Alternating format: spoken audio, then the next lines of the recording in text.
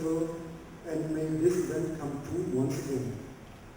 But also a big thank you on the dice. Without the generous support of those companies, the Indo-German Film Festival would not have been possible. Ladies and gentlemen, the motto of this year's film festival, Two Nations, a Single Stream, demonstrates the close and friendly ties both our nations have developed in recent years. Not only on the political field, but also in arts, we can experience for the last 50 years. Already as early as 1960, Goethe Institute Max Müller-Warum, the German Cultural Institute in India, has opened its doors here in India. Since then, the MBB is famous for its never-ending efforts of introducing German culture, arts and language to the highly interested Indian public. In the years 2003, 2004 and 2006, the last Indo-German film festivals have taken place here in Bangalore. I am very confident to the success story of presenting German films in India. Ladies and gentlemen, let us look forward to the one screen that will present contemporary films of our two nations. Please enjoy the film. Enjoy the 4th Indo-German Film Festival Bangalore 2010. Thank you very much. Thank you, Mr. Ram.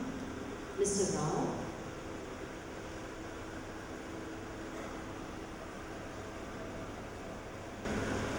Mr. Ram, Dr. Bhusat and my friends on and off the dais. So we are back on familiar terms here. I think this is for the third time that and the management has been so helpful to us that we feel like coming back again. So this has been possible because of the cooperation of Bhakta, the proprietor of this theatre. We have really kept a lasting friendship with this theatre. As far as Suchitra is concerned, some of us have been individually associated with the Indo-German Film Festival and also the German Film Festival we had last year. It is the first time that we are moving to center stage and becoming active partners of the festival. And we are very happy to be associated with it. I think our body chemistry has proved absolutely warm and nice. So I assure Dr. Booth that even in the coming festivals, we will be with her. Suchitra, as you all know, is a 40-year-old film society, the oldest existing in Bangalore. We have 4 organizations under our banner, which are Film Society, which are Cinema and Cultural Academy, Suchitra Kala Kendra and Suchitra Bhajjala. I am happy to tell you that all these 4 organizations are very vibrant, and now we are in the process of improving and modernizing our campus in contemporary stage. When that happens, we will have our own auditorium to conduct the festivals, hopefully. On this occasion, I have only one suggestion to Dr. Booth. We have held 4 Indo-German film festivals and 1 German film festival so far. Why not a German Kannada film festival instead? The president of the Kannada Film Chamber of Commerce India, 2 award-winning artists are here, great artists like Marshall and Jaimala. So I make the suggestion on their behalf also, I'm sure. It will be nice to have a festival of that kind because Kannada is really making some good movies these days. It has already made very good films in the past. Please consider the suggestion. I assure you that we will be a part of that. Thank you very much. Mr. Malcolm.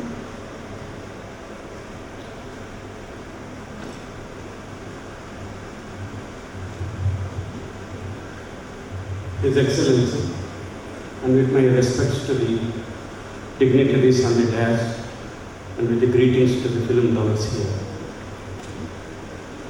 20ನೇ ತಾರೀಕು November 1970 ನನಗೆ ಜ್ಞಾಪಕ ಬರುತ್ತೆ. ಯಾತಕ್ಕೆ ಅಂದರೆ plaza ಸಿನಿಮಾದಲ್ಲಿ ಸತ್ಯಜಿತ್ ರೇ ಅಪೂರ್ ಸಂಸಾರನ introduce ಮಾಡೋದು. ನಾನು ಆವಾಗ ಆಡಿಯನ್ಸಲ್ಲಿ ಕೂತಿದ್ದೆ. That program was organised by Max Mueller Bhavan in collaboration with Mayura Film Society. And the credit goes to Maximal Bhavan for bringing Satyajit Ray to Bangalore for the first time. We had not yet started Suchitra at that time. Mayura was the pioneer. The second program I remember, I went again to Plaza. It was again Maximal Bhavan and H.J. Imam and Dr. Stack. It was new theatres. And Nitin Bose was there. And we had the opportunity of seeing the dial of Indian cinema, new theatres. This is how Maximal Bhavan is associated with the cultural background of Karnataka, particularly Bangalore. My gratitude to Maximal Bhavan. The next day, when we started Suchitra, one day Imam telephoned me. Our director Stack wants to talk to you. I went. He told, Mr. Rao, I am very much interested. I saw a dance program. I came to know that there is a film called Kalpana by Uday Shankar. Can you get it? Then I thought, why not? I will try. Then I telephoned P.K. Nair and he told, we have only one copy. If you assure me that it will be taken care of properly, I will give it. So I got it. I personally sent somebody, got the print, and we screened it in Museum Road, Open Theatre, Maximal Bhavan. This is 40 years back what has happened. That heritage still continues. I do remember this legacy was because they became a part of the Indian culture. Many of my friends, particularly Mr. Raghavekar, as the director of Maximal Bhavan, he became so much associated with our culture. When I went to over his house, ಅದು ಹೆಂಗಿತ್ತು dinner ಅಂದರೆ ನಮ್ಗೆ ಎಷ್ಟು ಆಶ್ಚರ್ಯ ಆಗಬೇಕು ಅಂದರೆ ಎಲ್ಲ ಬಾಳೆ ಎಲೆ, ಒಬ್ಬಟ್ಟು, ಕಡುಬು, ಚಿತ್ರಾನ್ನ, ಇದು. That was the beauty of this Maximal Bhavan. To be grateful to Maximal Bhavan for so many programs that we have arranged with Maximal Bhavan. Coming to German cinema, remember, if it is D.W. Griffith who heralded two great films, that is German, who gave us the German expressionist cinema. Take for example, how many times I have seen the films like Nosferatu by F.W. Marno, with the Cabinet of Dr. Caligari, Metropolis, M by Fritz Lang, and how many Golem.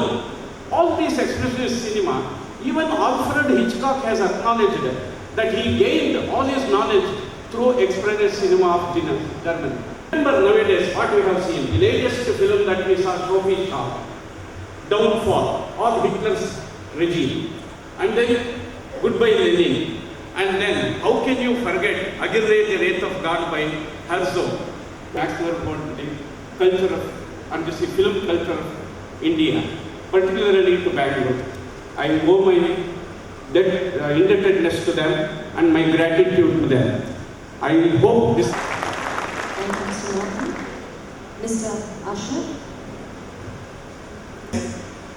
We come from Mumbai, and after Mumbai and Delhi, Taj and Light Film Society is all set to enter Bangalore, and an occasion like the 4th Indo-German Film Festival has just paved the way for our inception in the capital of Karnataka. This festival is just the start of a great friendship with the city. Since the prestigious Indo-German Film Festival focuses on cinema in its purest and finest form, it echoes the philosophy of the Taj and Light Film Society, the film society promoted by the premium tea brand Gurgaon Taj Mahal, and thus this association. Bangalore is going to see a lot more contemporary and classic cinema now. Actually, Suchitra has done a lot of work here in Bangalore, and we would love to collaborate with them in the future. Since our beginning 3 years ago in Mumbai, Taj and Light Film Society has been one of the most popular film societies and one of the biggest film societies in terms of numbers and members in India.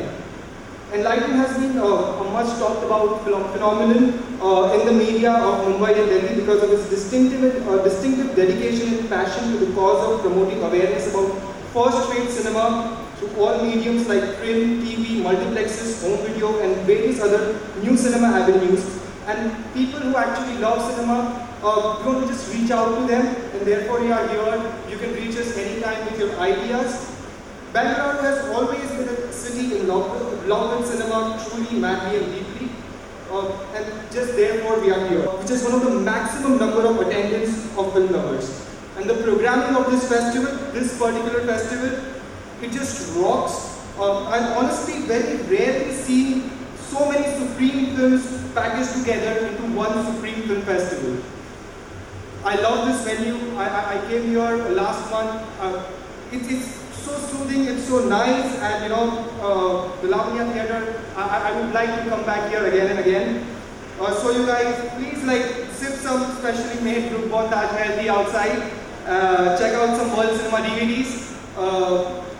Watch some great films, and of course take back a great experience. Thank you so much. Thank you.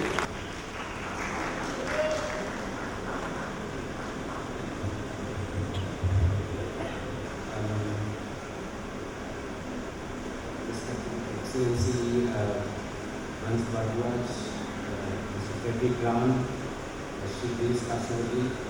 I'm from HIVOS.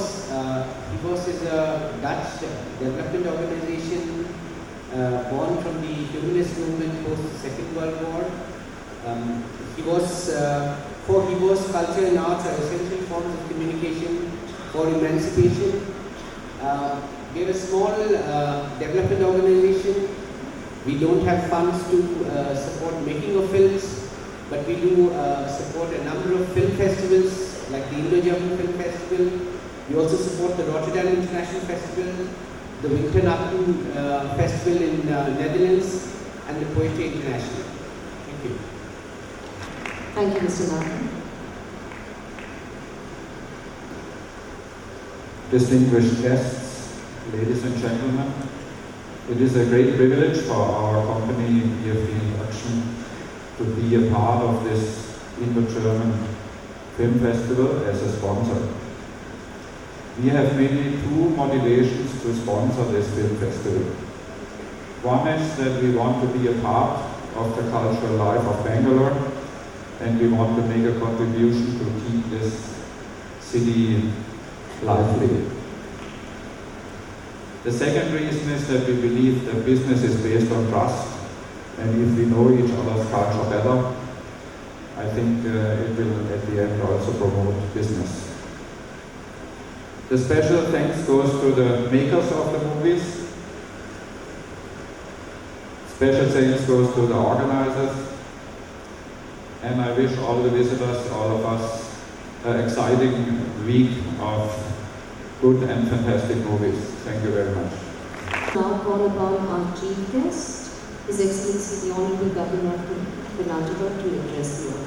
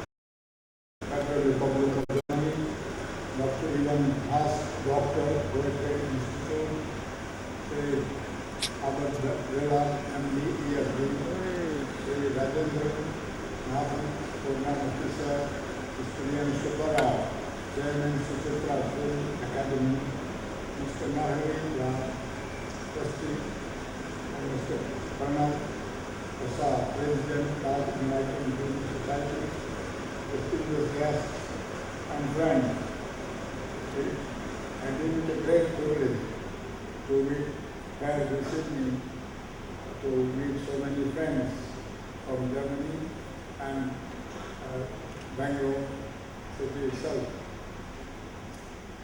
Many of you may be aware that our two nations have a very ancient link. The German society has much more knowledge of Sanskrit than Indian society. When I traveled to Germany for the first time in Berlin, so I was taken around to those universities which have the original manuscripts of Vedas, and many of you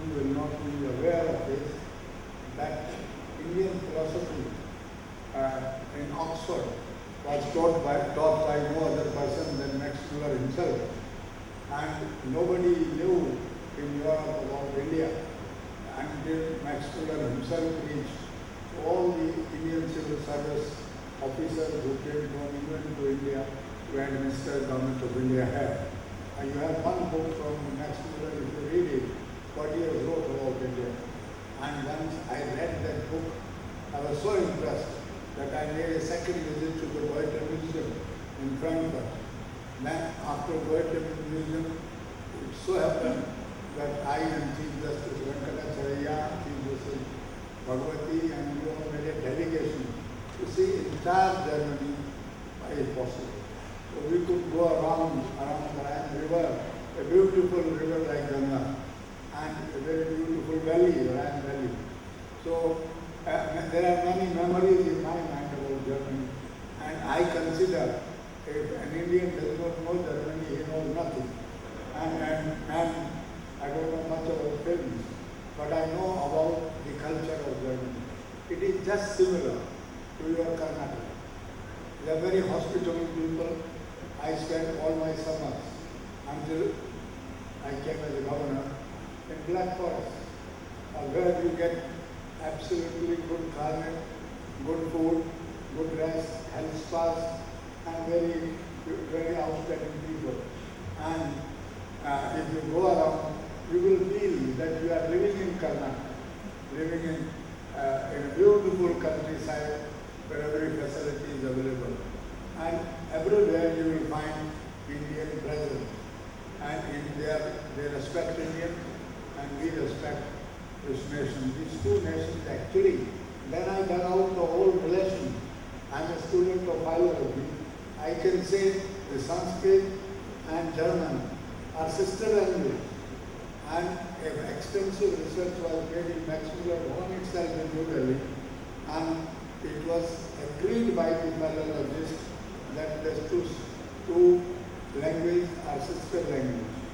And there is an extension of culture from India to that part of Europe, and I'm very happy that you are now assembled here to see the films. The films are the most entertaining part of our hobbies. I think this will promote that. But I advise each one of you, if ever you want to travel abroad, go to Germany and see what a country it is and how friendly they are to us. I remember one instance, Excellency, I'll tell you, when Rajiv Gandhi was Prime Minister, Rajiv Gandhi and great Chancellor Kohl, a great friend. And when Rajiv Gandhi wanted to establish a cancer institute in New Delhi, Chancellor Kohl had promised full help in that. But unfortunately, Rajiv Gandhi was assassinated with the German ambassador in New Delhi. And immediately, within a few days, I got an answer from Chancellor Kohl.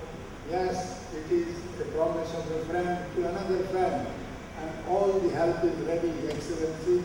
You can take all the equipment free of cost from that. That is the kind of friendship we have got. And I know inside what Rajiv Gandhi had in mind about Germany and German people. I think that precedent is being followed even by the present government. We have, when I was Prime Minister last year in New Delhi, I personally organized 2 seminars, 2 conferences with the help of one of your trusts, German Trust and Indian Trust and Supreme Court of India. Several studies jointly to be made, Indo-German studies. And one of them was what is Indian culture, Indian way of life, and it was discussed at large in the joint seminar. Therefore, we have done a lot of work to bring the two nations more closer. And I'll tell you a secret. I know the government in India feels that the friends around us are the best friends in German, French, and European countries, because whatever they offer is a quality product, and they maintain no political strings to these helps. So it is better that we strengthen the existing ties much more in all walks of life. And that is why when I learned that such a festival is being organized, I said I will not miss this opportunity because I will be my friend from Germany. I therefore appreciate and I offer my good wishes to all of you who have assembled here to make it a success, and we can expand this tradition in business. I know how much investment Germans have made in this very city, and much more is possible. I am advising the government here to open up more areas in retail and in other sectors, and I think that this will be very fruitful for both countries. Thank you very much. Thank you, Your Excellency.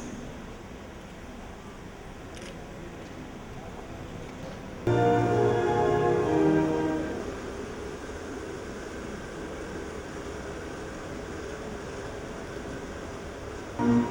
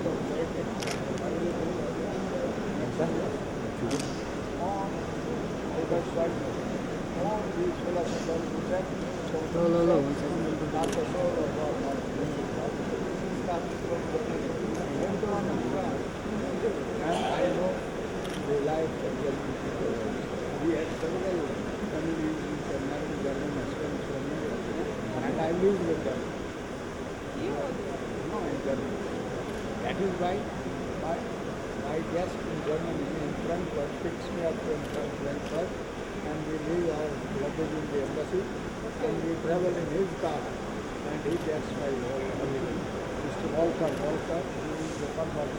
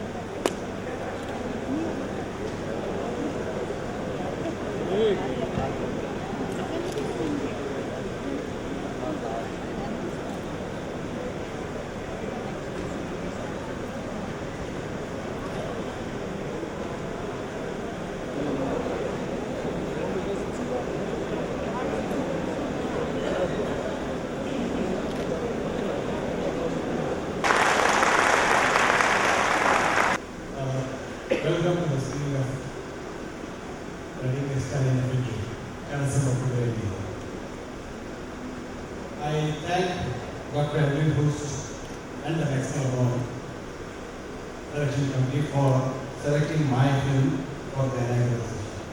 It's a great privilege and a proud moment for any filmmaker to present his film, that too as the opening film of the festival. I once again thank all of them. This film is based on a short story by one of the most important writers of Kannada, Amrish Puri. This short story has a very unique structuring, and I have retained that in the film. I only changed the content here and there, but remain very close to the structure that the short story has. I would like to tell you one thing in the beginning, that the film has a fragmented, checkered narrative. People who are familiar with my earlier films will find it slightly different, because I am known for my linear narration. But this film doesn't have a linear narration, it has a fragmented narration, and I don't narrate the story in chronological order. This is the structure which I adopted from the original short story. On the other hand, things that has happened today and things that will be happening tomorrow will not be shown in the same order. So it's for the audience to be organized while watching the film. This is something which is quite unique to Kannada cinema, and quite unlike many, European cinema is quite familiar with this kind of narration, but Kannada cinema is something which has never been tried.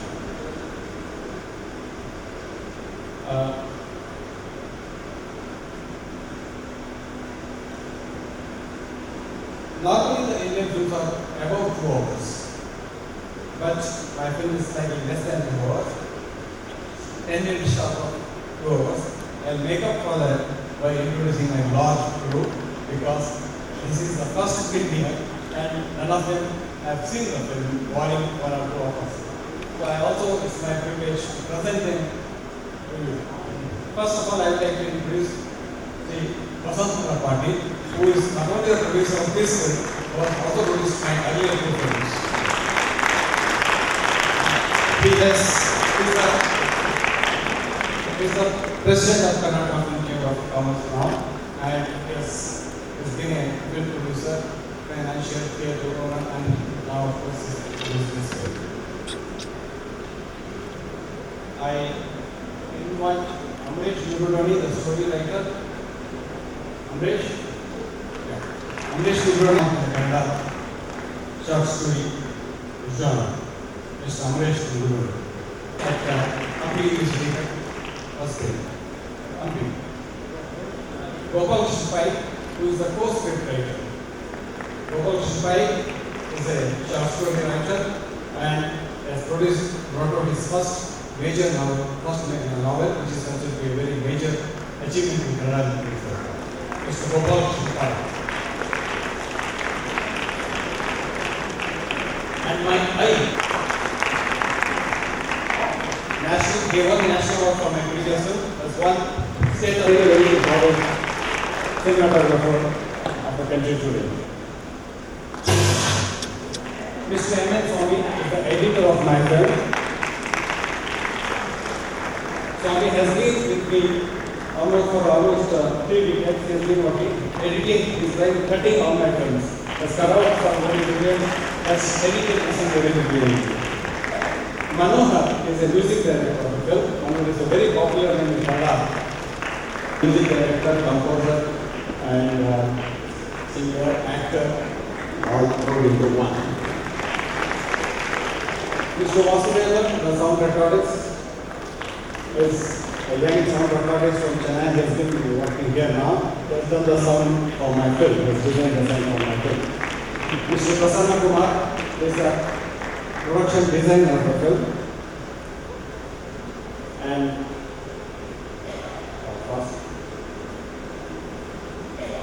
Mr. Anand is the.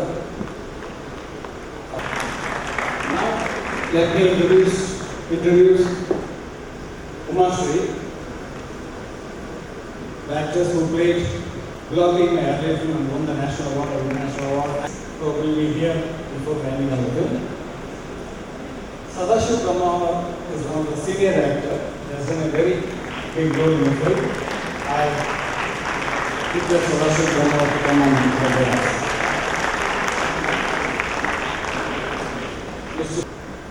Support people and students is one of them.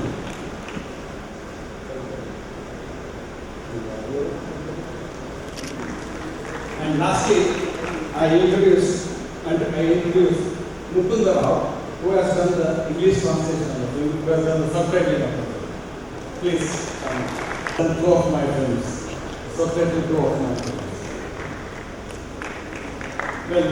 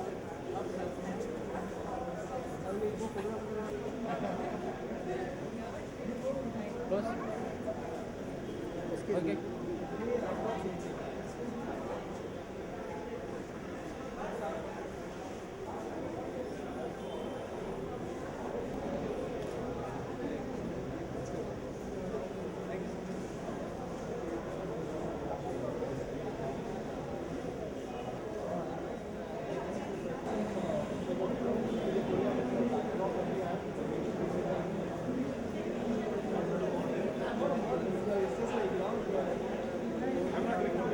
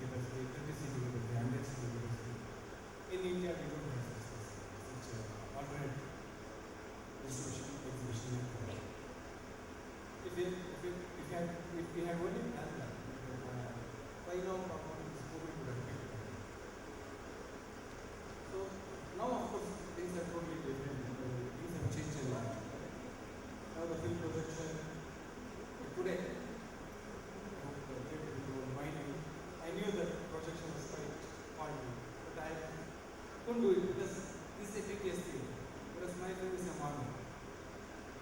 So, the scanning of the sound itself is different. The oscilloscope totally helpless.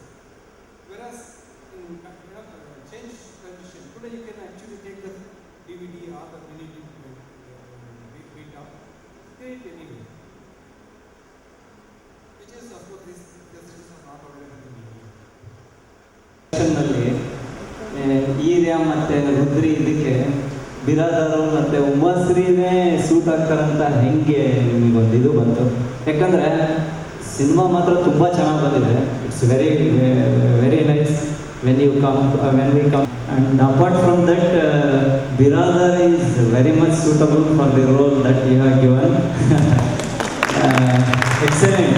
I hope ಬೇರೆ if somebody you have selected whether that result has coming or not, I don't know. But ಹೆಂಗೆ ನೀವು select ಮಾಡಿದ್ರಿ ಅವರಿಬ್ಬರು ಇದಕ್ಕೆ ಅಂತ? Know and learn. Secret ಅನ್ನೋ ಪ್ರಶ್ನೆ ಇಲ್ಲ. ಇನ್ಫ್ಯಾಕ್ಟ್ ಸ್ಕ್ರಿಪ್ಟ್ ಬರೀತಿರುವಾಗಲೇ ನಾವು ಒಂದು 6 ತಿಂಗಳು 8 ತಿಂಗಳು ಬರೀತಾ ಇರ್ತೀವಿ. ಆ ಬರೆಯೋ ಪ್ರಾಸೆಸ್ಸಲ್ಲಿ ಕೆಲವೊಂದು ಇಮೇಜಸ್ ನಿಮ್ಮ ತಲೆಯಲ್ಲಿ ಮೂಡ್ತಾ ಹೋಗುತ್ತೆ. Then you look around for people artist who fit that me. ನನಗೆ ಬಿರಾದರನ್ನ ನಾನು ಎಷ್ಟೋ ಸಿನಿಮಾಗಳನ್ನು ನೋಡಿದ್ದೆ.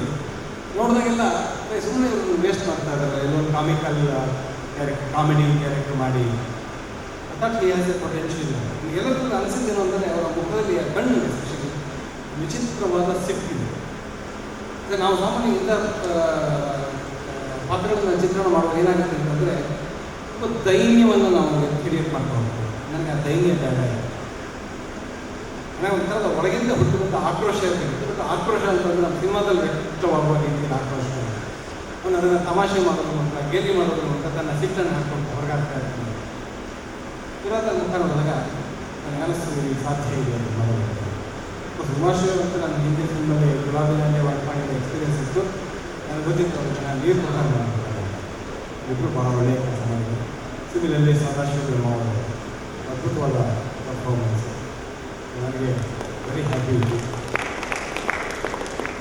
ಅಲ್ಲ, ಒಂದು ನಿಮಿಷ ಟ್ರಾನ್ಸ್ಲೇಟ್ ಮಾಡಿಬಿಡ್ತೀನಿ, ಯಾಕಂದರೆ ಇಲ್ಲಿ ಹೊರದೇಶದವರು ಕೆಲವರು ಇದ್ದಾರೆ ಅವರೆಲ್ಲರಿಗೆ. The question was what is the process by which he arrives at casting these particular actors in those roles, because without them would it have created the same kind of impact? And Mr. Kasarandi says that he has seen Biradar in other roles and in a very superficial way for kind of comical effect.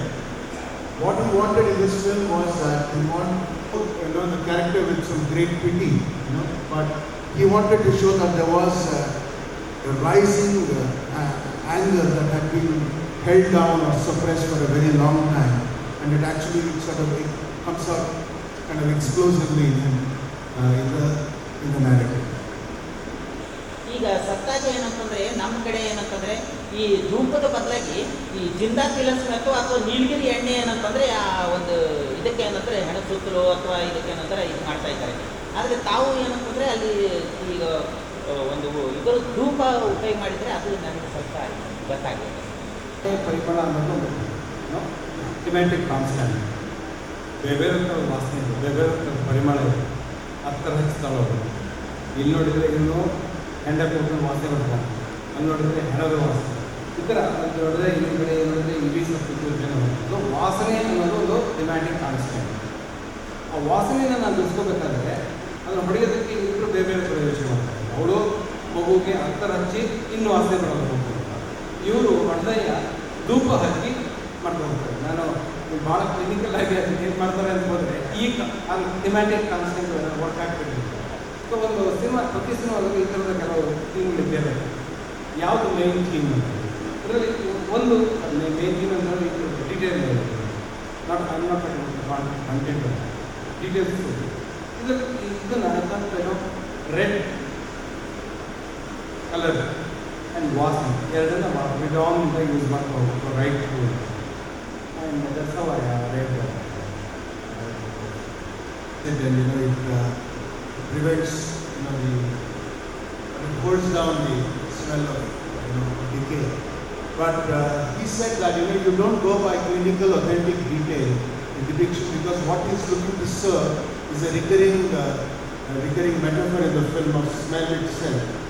And he uses it in two tags. One is that the city-educated woman uses perfume on her daughter to ward off the same idea of wrong. Become a filmmaker. My question is, since you went ahead and did a non-linear narrative, did you choose to make this film because you thought this would be challenging, and second question is, what are the challenges that you faced when you had to direct such a movie? Well, a bit of it is there in the short story itself. It's a very beautiful short story. When I was reading a short story, suddenly it occurred to me that one could, hide certain facts and retell the whole thing from a different perspective. I have used two kinds of dwelling here. One is the body, the big house. The other is the area sky. First, the story is from his point of view, and then I repeat the whole story from their point of view. So what I do in that process, I hold back certain information. In the first incident, when he goes to Ade, think that my dreams would become true, and we all start laughing at him. We think he's an idiot. And it's only later we realize he's not the idiot, we are the idiots. We who laughed at him are the idiots, because we never realized how his dreams are being manipulated or used by the establishment or the rich people. So I wanted this thing to work. Hence, I started shifting scenes back and forth, holding back certain, explanations, and then waiting. And I know it's a great risky thing, because you lose emotional continuity by doing so. But what you gain is not just, you gain something, like the structure itself becomes much more vivid than mere storytelling. But going back and forth is not a mere technique here, it's also a comment on the way how we perceive the things happening around us. Because it's a dream. Whenever we dream, whenever we visualize it, we are totally convinced that this is going to happen. In spite of our knowing it's not going to be real. We elect leaders, ministers, hoping that they would give us better governance. Knowing pretty well with each new government, the politics deteriorate. Yet we go forward. See, this is some kind of an aspiration, individual aspiration that explains the human tendency. And in case of area, he has two connections. One is that his dream is cannot go wrong, and we being slightly distanced from him, we start making fun of him. Later we realize he was right and we were wrong. The second is that in spite of all this tragedy, lost people, yet they dream. When we try to break their leg, we try to kill them, we try to humiliate them, yet they dream. That is the power from which they are, people like Area and people. And that's why it says Kanasambo to riding the challenge effect. Not just art house kind of thing. When can we get to see it in the theatre, release commercial?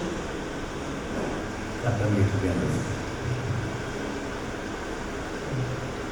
I think ಕಾರಣವಾಗಿರುತ್ತೆ. ಮತ್ತು ಈ ಜನ ಅವರ ಕನಸನ್ನು ಮಾನಿಪುಲೇಟ್ ಮಾಡಿದ್ದು ಈಗಲಿಗೆ ಗೊತ್ತಾಗುತ್ತೆ ನನ್ನ ಕನಸು ನಿಜ ಆಗಿದೆ. ಹೀಗಿರುವಾಗ ಅವನ ಕೋಪ ಜನರ ವಿರುದ್ಧ ತಿರುಗಬೇಕಾಗಿದೆ. ಸಿದ್ಧನನ್ನೇ ನಿರಾಕರಿಸುವಂಥ ವೃತ್ತಿಯನ್ನೇ ಬದಲಾಯಿಸುವಂತೆ ಅವನ ನಂಬಿಕೆ ಇನ್ನೂ ಗಾಢ ಆಗಬೇಕಾಗಿತ್ತಲ್ಲ. Last segment of the film ಏನಿದೆ ಅದು ಅವನ ಕನಸು. ಅವನ ಕನಸು ಅಂತಂದರೆ ಅದು ನನ್ನ ಆಸೆ ಕೂಡ ಆಗಿದೆ. ಅಂದರೆ ಅವನು ಆ ಸಿದ್ಧನ ನಂಬಿಕೆಯನ್ನು ಉಳಿಸ್ಕೊಂಡು ಸಿದ್ಧನೇ ಎಲ್ಲವನ್ನೂ ಮಾಡ್ತಾನೆ ಅನ್ನೋ ಬದಲು ಸಿದ್ಧನ ನಂಬಿಕೆಯನ್ನು ಇಟ್ಕೊಂಡು ಸಿದ್ಧನಿಗೆ ಪೂರ್ಣವಾಗಿ ಮಾರ್ಬೋದು ಬದುಕುವಂಥ ಛಲ ಅನ್ನೋಂಥ ನಿರಾಕರಿಸೋದು ಒಂದು ರೀತಿಯಲ್ಲಿ, ಪೂರ್ಣವಾಗಿ ಸಕ್ಕ ಮಾಡಿಕೊಂಡು ಅದನ್ನು ಒಪ್ಕೊಂಡು ತಾನು ಕ್ರಿಯಾಹೀನ ಅನ್ನೋದು ಇನ್ನೊಂದು. ಅದು ಎರಡೂ ಸರಿಯಲ್ಲ ಅಂತ ನನ್ನ ನಂಬಿಕೆ. ಅದು ಹಿರಿಯ ನಂಬಿಕೆ ನಾನು ವ್ಯಕ್ತಪಡಿಸಿದ್ದೇನೆ. ಹಾಗಿದ್ರೆ ಅವರು ಹೂವ ಮಾರಿದ ಬಸವಣ್ಣಪ್ಪ ಮಾಡಿದ ಕೆಲಸ ಸರಿ ಅಂತ ಆಯ್ತಲ್ಲ? ಯಾವುದು? ಆತ ಬಸವಣ್ಣಪ್ಪ ಅವರು ಬಸವಣ್ಣಪ್ಪ ಮಾಡಿದ್ದಕ್ಕೂ ಇದಕ್ಕೂ ಸಣ್ಣ ವ್ಯತ್ಯಾಸ ಇದೆ. ಬಸವಣ್ಣಪ್ಪ ಏನಂತ ಹೇಳಿದ್ರೆ ಅವರ ಮಿತ್ತನ್ನು ಶಾಸ್ತ್ರ ಮಾಡಿ ಅವರನ್ನ ಬೆಳೆಸ್ತೀನಿ ಅಂತ. ಬಟ್ ಇವನು ಹೇಳ್ತಾರೆ ನಾನು ಮಿತ್ತನ್ನು ಇಟ್ಕೊಳ್ತೀನಿ, ನಾನು ನನ್ನ ಜೀವನ ಕ್ರಮವನ್ನು ಸುಂದರಗೊಳಿಸ್ಕೊಳ್ತೀನಿ. ಅವ್ನು ಮಾಡ್ತಿರೋದು ಕೆಟ್ಟ ಕೆಲಸ ಅಂತಲ್ಲ. ಅವನು ಯಾಕೆ ಕುಣಿ ತೊಡ್ತೀನಿ ಅಂತ ಹೇಳಿದಾಗ ನಾನು ಇನ್ಮೇಲೆ ಹೆಣ ಹೂಳಕ್ಕೆ ಹೋಗಲ್ಲ ಅಂತ ಹೇಳೋದು. ನಾನಿದು ಮಾಡದೇ ಇದ್ದಿದ್ರೆ ನನ್ನ ಅಸ್ತಿತ್ವವನ್ನು ಅವರು ಹರಣ ಮಾಡ್ತಾರೆ. ಸೊ ವಿಚ್ ಇಸ್ ನನಗೆ ನನಗೆ ಕಾಡೋದೇನಂತಂದರೆ ಅವರ ಪ್ರೊಫೆಷನ್ ಅವ್ರು ಇಟ್ಕೊಂಡು ಅವರಿಗೊಂದು ನನ್ನತನವನ್ನು ಕಾಣಿಕೊಳ್ಳುವಂಥ ಒಂದು ಛಲವೇ. ಹಾಗಿದ್ರೆ ಕನಸಾಗ ಉಳಿಯೋದ್ರೊಳಗೆ ಅದ್ರ ಮಹತ್ವ ಇದೆ ಅಂತಲ್ಲ. ಅವನ ದಾರಾಗಿ ಹೇಳ್ಕೋತ ಅಂದ್ರೆ ಇನ್ಫಿನಿಟಿವರೆಗೂ ಹೊರಟೋಗ್ತಾನಲ್ಲ. ಹಂಗಾದ್ರೆ ಹಿರಿಯರ ಕನಸಾಗ ಉಳಿಯುತ್ತೆ ಅಂತ. ಅಲ್ಲ, ಇನ್ಫಿನಿಟಿ ಹೋಗೋದು ಅಂತಂದ್ರೆ ಸಿದ್ಧ ಉದ್ದಕ್ಕೂ ಅವನ ಜೊತೆಗೆ ಇರೋಲ್ಲ. ಸಿದ್ಧನ ನಂಬಿಕೆಯನ್ನು ಬಳಸ್ಕೊಂಡು ಸಿದ್ಧ ಅದ್ರ ಬಗ್ಗೆ ತುಂಬ ಚರ್ಚೆ ಮಾಡ್ತಾರೆ. ಸಿದ್ಧ ಹೋಗ್ಬೇಕಾ, ಸಿದ್ಧ ಇರಬೇಕಾ, ಸಿದ್ಧ ಹೋಗಿ. ಯಾಕಂದರೆ ಸಿದ್ಧ ಇದ್ದೇ ಮಾಡಬೇಕು ಅಂತಲ್ಲ, ಸಿದ್ಧನ ಮೆಟಾಫರ್ ಇರ್ತದೆ, ಅಂದರೆ ಆ ಸತ್ವ ಇರಬೇಕು. ಸಿದ್ಧನೇ ನಾವೇನು ಮಾಡಿದ್ರೆ ದೇವರೆಲ್ಲ ಕೆಲಸ ಮಾಡ್ಕೊಂಡು ಇರ್ತಾರೆ. ಅದೇ ಥರ ಇವರು ಸಿದ್ಧ ಎಲ್ಲ ಮಾಡ್ಕೊಂಡು ನಾನು ದೇವರ ಮೇಲೆ ನೀವು ನಂಬಿಕೆ ಏನಿದೆ, ಅಂದರೆ ದೇವರು ಮಾಡ್ತಾನೆ ಗೊತ್ತು. ಆದರೆ ಅಂದರೆ ನಂಬಿಕೆಯನ್ನು ನಿರಾಕರಿಸಿ ಗೊತ್ತಿದ್ರು, ಅದು ನನಗೆ ಅನುಮಾನ. ಅದನ್ನು ಬಸವಣ್ಣಪ್ಪ ಹೇಳೋದು. ಬಸವಣ್ಣಪ್ಪಗೆ ಇವರ ನಂಬಿಕೆ ತಪ್ಪು ಅಂತ ಅನಿಸ್ತದೆ. ಅದು ಅವ್ರ ಭಾಷೆ ನಾಳೆ ಇನ್ನೊಂದೇನೋ ನಂಬಿಕೆ ಒಪ್ಪೋದಿದ್ದೇನೆ. ಅಂದರೆ ನಮ್ಮ ಆ್ಯಟಿಟ್ಯೂಡ್ ಏನಾಗಿತ್ತು, ಎಸ್ಪೆಷಲಿ ಈ ಥರದ ಮಿಡಲ್ ಕ್ಲಾಸ್ ಮತ್ತು ಅಪ್ಪರ್ ಇದು ಕಾಸ್ಟ್ ನಮಗೆ ಈ ತರಹ ಅದನ್ನು ನಿರಾಕರಿಸಬೇಕು ಅಂತ. ಅದನ್ನು ನಿರಾಕರಿಸಬೇಕಾದ್ರೆ ನಾನು ನನ್ನ ನಂಬಿಕೆಯನ್ನು ನಿರಾಕರಿಸ್ತೇನೆ. ನಾನು ಅದನ್ನು ಒಪ್ಪಲ್ಲ. ನಮ್ಮ ನಂಬಿಕೆ ನಿಜ, ಯೇಸು ಕ್ರಿಸ್ತ ನಿಜ, ರಾಮ ನಿಜ, ಮಹಮ್ಮದ್ ನಿಜ ಅಂತೆಲ್ಲ ಹೇಳ್ತಾರೆ. ಅವ್ರದ್ದು ಮತ್ತು ಅವರ ನಂಬಿಕೆಯನ್ನು ಅದು ಮಹಾಪಾಯ. ಅವ್ರು ಯಾಕಾದ್ರೆ ನಿರಾಕರಿಸಬೇಕು? ಅದು ಅವರ ಹಕ್ಕು. ಅವ್ರು ಅದನ್ನೂ ಇಟ್ಕೊಂಡು ಬಸವಣ್ಣಪ್ಪನ ಅವ್ರಿಗೆ ಸ್ವಲ್ಪ ಬಸವಣ್ಣಪ್ಪನ ಬಗ್ಗೆ ಒಲವಿರುತ್ತದೆ. ಆದರೆ ಬಸವಣ್ಣಪ್ಪನೂ ನಿರಾಕರಿಸುವ ಅಗತ್ಯ ನನಗೆ ಕಾಣುತ್ತೆ. The greatest injustice to Mr. Kasaroli, I said in one line what he's saying. He's saying from the perspective of a class study. Perspective of the class perspective here and then I also like that the river shot will be employed next segment instead of the same segment. So it gives a very good indication of two halves of reality. My question is, in the epilogue, it seems to want to challenge the feudal structure. You propose farming as an alternative for area, which I don't think it hardly challenges the hierarchy. It only puts him under the mercy of again the upper class, which I don't think it's so revolutionary as it ought to be. He cannot quit the industry and come to Bangalore and take away a job. He can't become a taxi driver or he can't become a computer engineer, because they have already lived there for so many years. His dreams are of having a dignified life. And all that he can think of is that, like Basanga, I am also going to have loyalty. So beyond that, if I say something else, it is mine, it can be mine, not his. And another way, it becomes very significant for me, because the man was digging grain, now is digging small pits to grow plants. It's still not question of it's still the process of digging only, but the end result of it. What I want to know is, I saw a bit of influence of Rashomon movie by Akira Kurosawa in Japan, and I wanted to know what other work or movies have influenced you in your this process of doing this. About time, not about memory. So I think only because we don't have much time, we should go to a discussion that is not about the film. Although I will ask Mr. Kasaroli to respond, I am just not saying it to you, but generally, I think if we can begin to believe that it's a film about memory and not about time, and that can be a discussion that is not about this film. I don't know how you can say it has some resemblance to Rashomon, because Rashomon is one aspect, there's no progression, but each one has a different perspective. Finally, what he says is that there's nothing called truth. Here, what I'm saying is, I'm saying it's a truth. We are not seeing it. Hello, he's a grave digger. Now, normally, grave diggers are ostracized by society. Would a farm owner realistically ask him to come and work in his field? Because of the nature of the job that he does. That is the first thing. Second thing is, this is supposed to be a very lazy guy who relies entirely on Siddha. Whatever Siddha tells, he does. Otherwise, he does not listen to anyone else and does not go for any job. Now, again, coming back to that scene when two people, that Basavanappa come to his house to apologize to him. At that point in time, he is very disappointed that Siddha has betrayed him. But when Basavanappa apologizes to him, actually Siddha has come. Now it's a human mistake. Why then he quite naturally throws the water on Basavanappa, which is understandable. Now his faith is satisfied. Siddha has come and done what he normally believes. But in the scene that follows that, he angrily walks and then he goes, and the next scene you find him, he's on the ditch below Siddha. So what does that actually try to signify? Or have I missed something because of the non-linear editing? One more thing. This is the first Kannada movie that I'm seeing. To be honest, I need to make a confession here.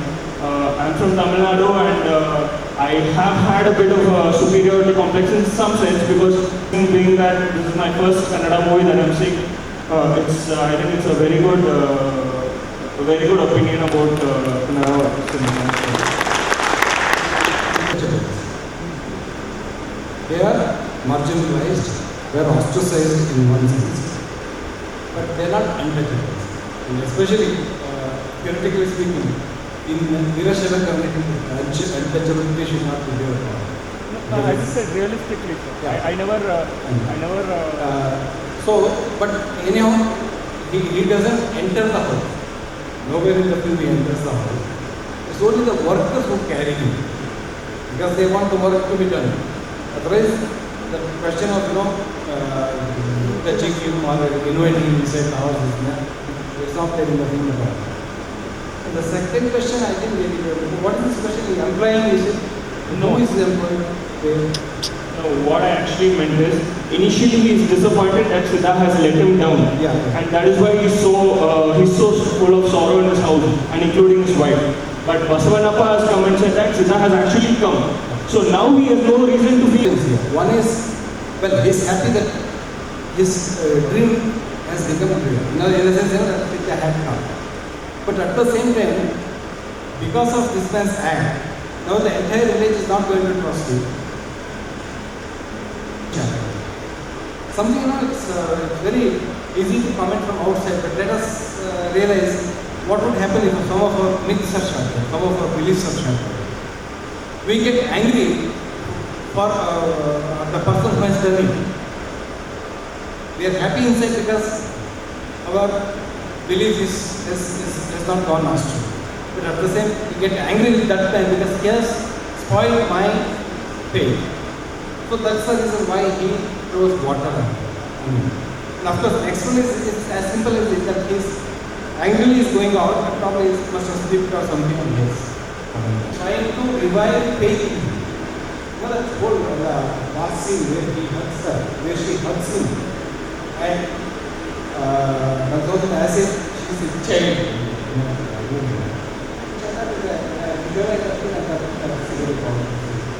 Even the song which of course commercially collected from the people, it's very meaningful to me. This says, where Rudrakshi, the holy tree, and get the power of Siddha. This is the text of the book. That's the living. Which I thought very appropriate. Wonderful films. I was correlating this film to the Sri Vaishnavism philosophy. There are two schools of Sri Vaishnavism. One is the cat philosophy, one is the monkey philosophy. The cat philosophy will say that to trust God totally and He will do His part. This is cat philosophy. And the monkey philosophy is the human effort, which also has to be based on the faith of God. The baby monkey will cling on to the mother monkey often if it wants to survive. It has got faith in the mother, but it plays around, but yet it continues to cling on. I was seeing that philosophy is being brought here, and I'm very happy about that. The human effort based on the faith of whatever God or whatever. It's a wonderful presentation. I like it, and thank you for making this one. This is to the actors, or should we I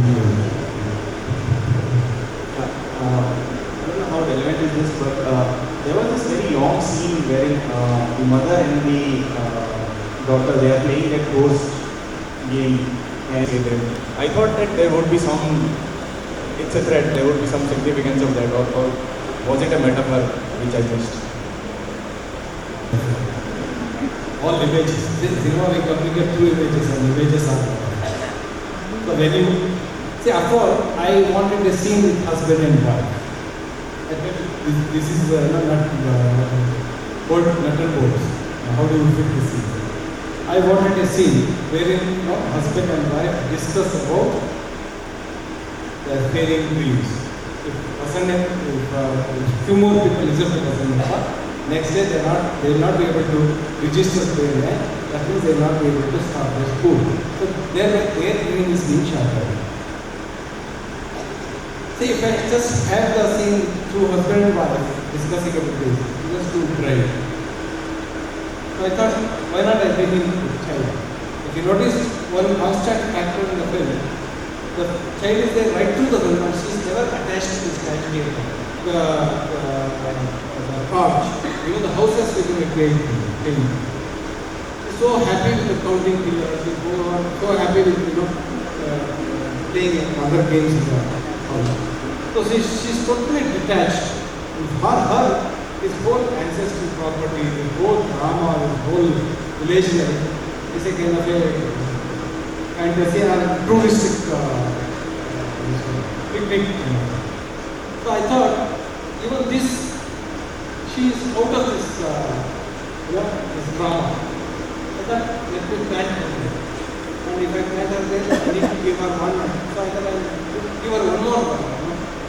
And I playing objective. The light and shadow access creates a drama between them.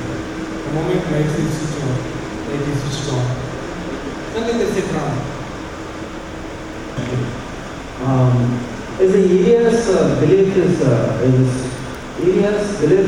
superstition or intuition, or is it a coincidence, according to the narrator. Area's belief is a superstitious, or it is an intuition, or it is coincidence. But who calls it superstitious? Not you. Let's say, if I have faith in certain things, I won't say it's a superstition and I am going to go and offer prayers. Call it a superstition. Here, area has a faith in it, and we call it superstition. See, area is so convinced that Siddha is going to come. Otherwise, why would he go and dig a grave, dig a pit? So you can't call it a superstition. We call it a superstition, and that shows how mediocre we are.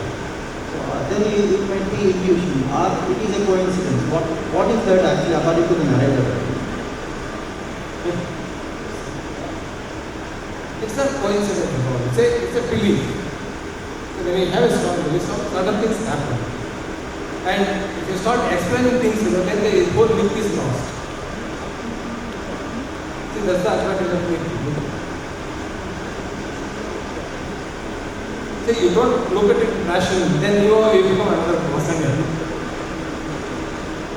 So that's the advantage of myth, In fact, I got this insight into myths when I was talking to him, and he said, you don't look at myths from a rationalist point of view. Then you don't understand reality at all. If Basanappa believed area, then what might have been the same thing? It might have been it's a different film. Then it would have become a different film. You would have done that.